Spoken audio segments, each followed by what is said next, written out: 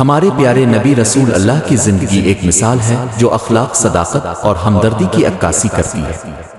آپ کی پیدائش 570 عیسوی میں مکہ مکرمہ میں ہوئی۔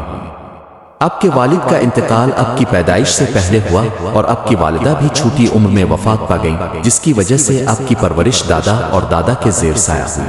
جوانی، آپ کی جوانی میں آپ کو امین کے لقب سے جانا جاتا تھا کیونکہ آپ کی صداقت اور دیانتداری مشہور تھی۔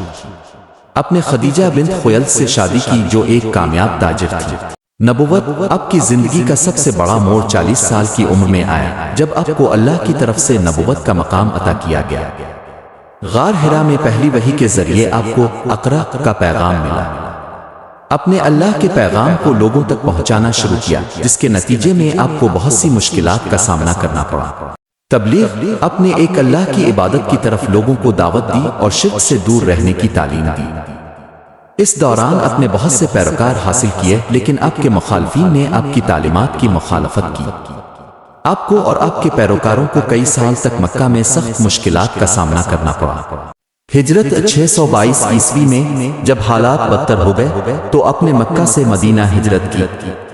یہ واقعہ اسلامی کیلنڈر کا آغاز ہے۔ مدینہ میں اپنے اسلامی معاشرے کی بنیاد رکھی، جہاں اپنے مسلمانوں کے حقوق اور ذمہ داریوں کو واضح کیا۔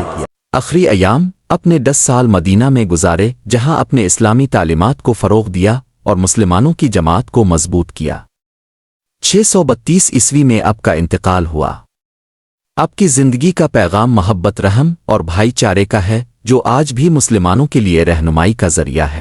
ہمارے پیارے نبی کی زندگی ہمیں سکھاتی ہے کہ مشکل حالات میں بھی ثابت قدم رہنا اور اللہ کی رضا کے لیے کام کرنا ضروری ہے۔